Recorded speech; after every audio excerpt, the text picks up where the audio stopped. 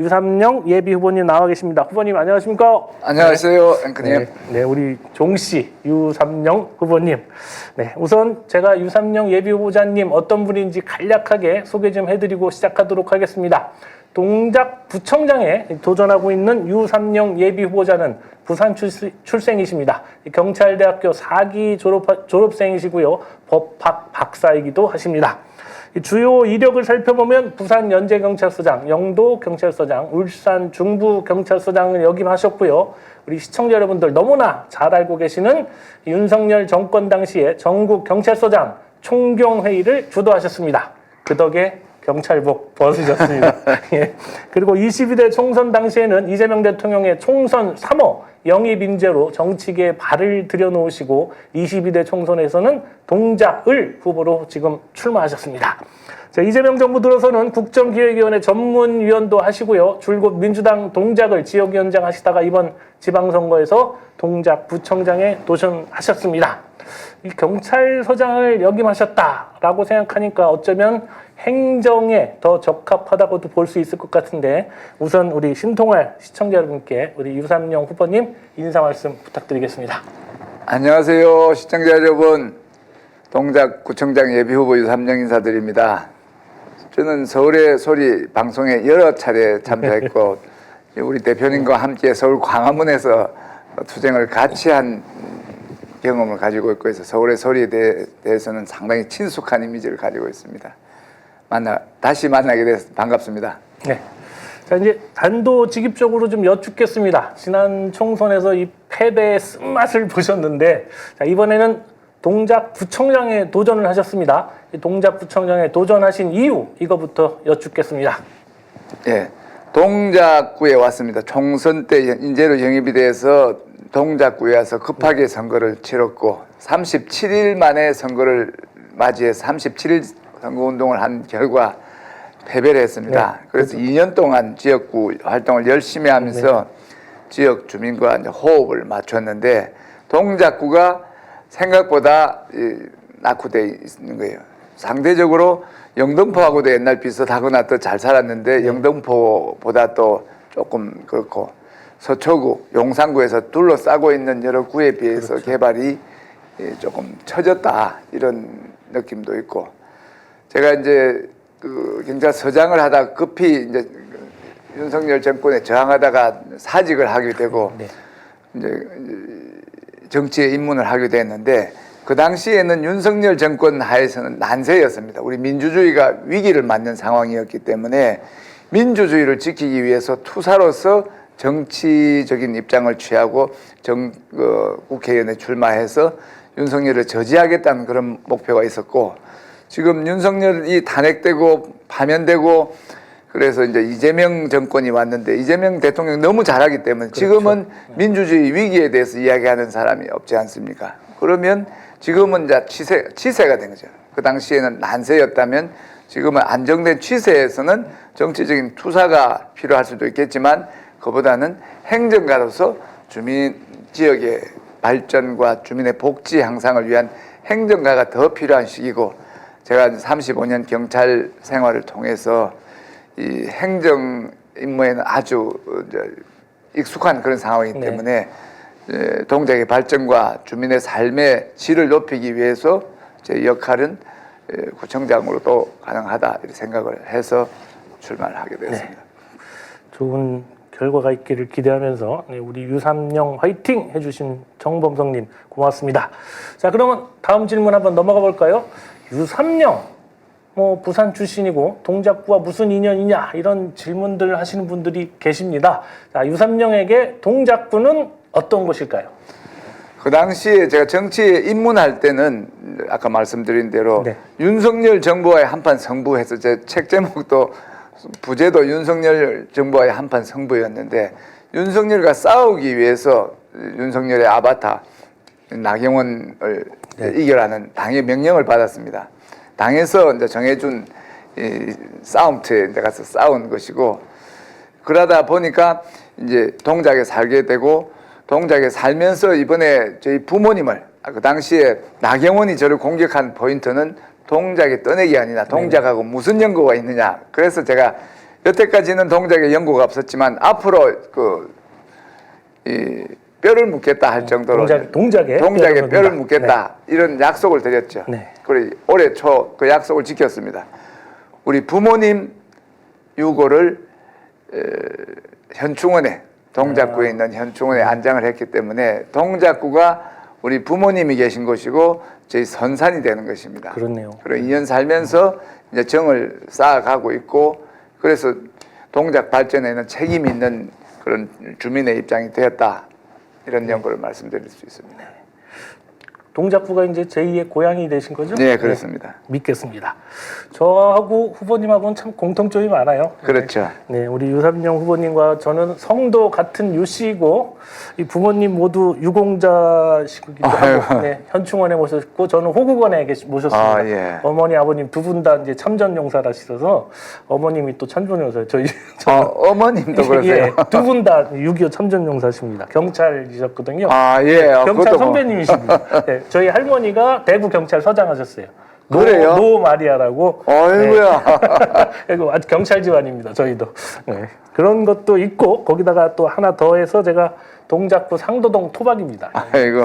상도 초등학교 나왔고 영도포대학교 졸업하고 결혼할 때까지 상도 이동에서만 20년 살았습니다. 그러다 보니까 제가 후보님을 위해서 동작구 상도동에 있는 사람들 꼬셔야 할 사람들이 굉장히 많아요. 그러니까 저한테 잘 보이셔야 됩니다. 잘 보이겠습니다.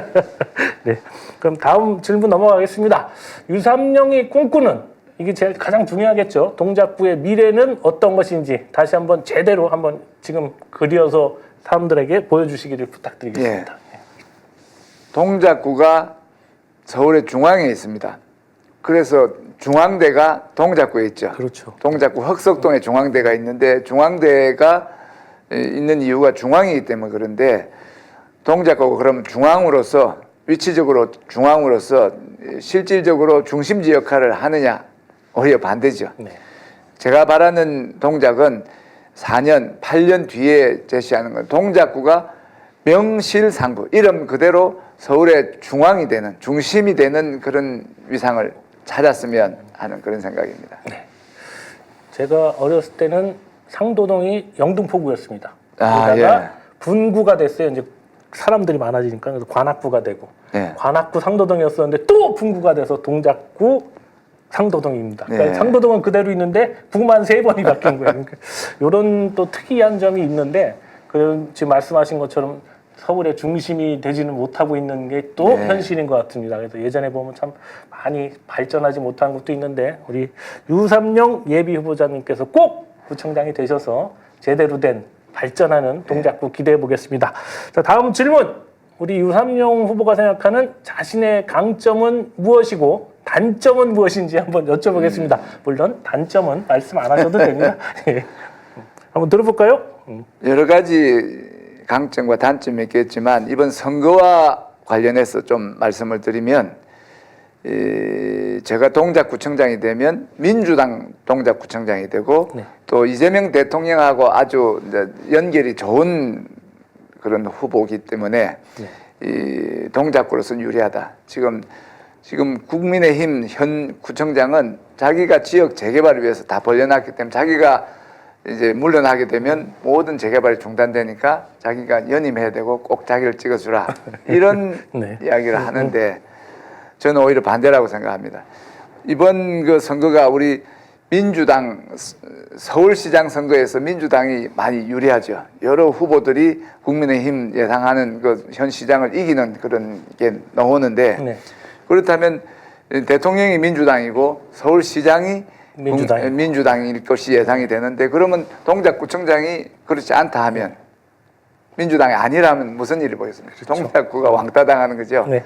지역 개발을 위해서는 개인의 역량도 중요하지만 서울시 정부와 중앙 정부와의 그 커넥션, 네, 아니면 연결, 네. 소통 여러 가지가 있어야지 예산도 따오고 허가도 유리하게 할 수 있기 때문에 민주당 후보임이 제 이번 동작구 구청장 선거에서의 강점이다. 가장 큰 강점이다. 역시. 네.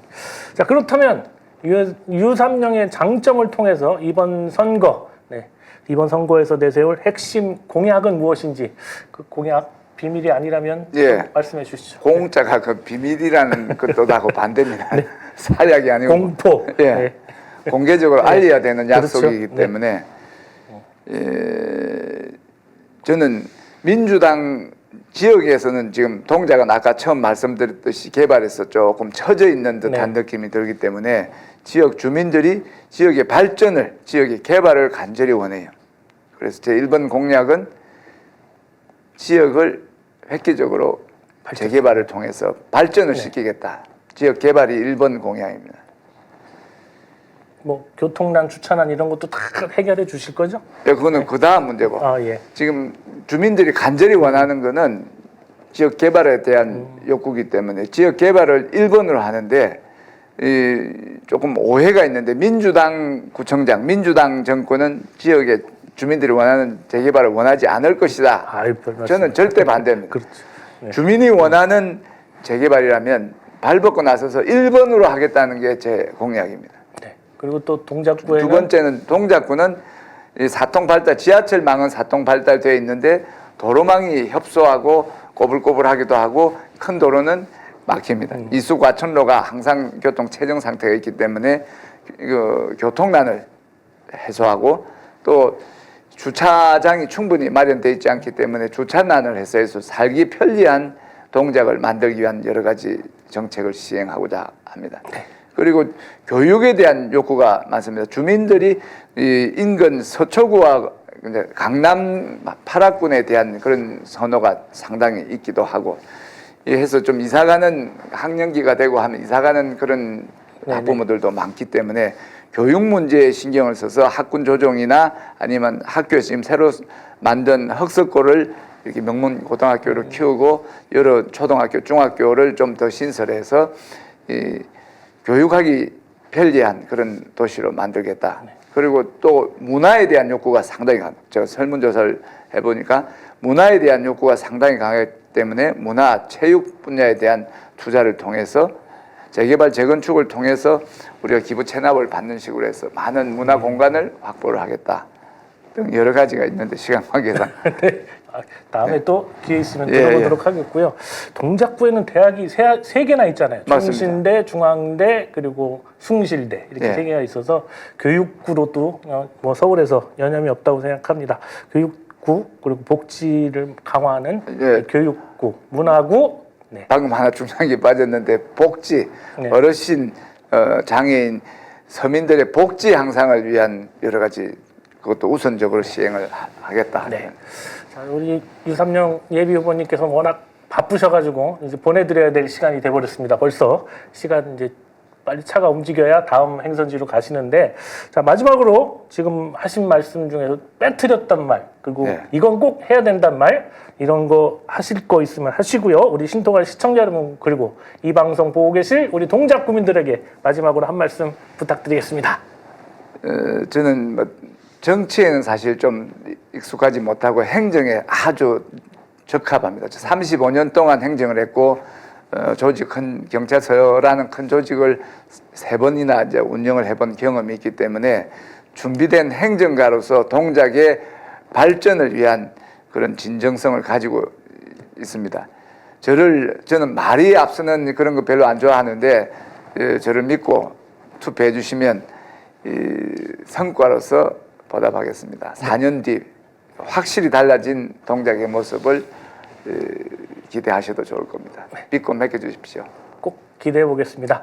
자, 유삼영 예비후보님과 더 많은 말씀 나누고 싶은데 워낙 바쁘신 관계로 여기까지만 하겠습니다. 아쉽습니다. 꼭 승리하시기를 기원하겠습니다. 자, 안녕히 돌아가십시오. 감사합니다. 네, 감사합니다. 네, 다음에 만나면 친구니까 삼영아. 네, 안녕히 들어가세요. 네, 고맙습니다. 잘 있어, 효상아. 네. 네, 저 나가셔서 고맙습니다.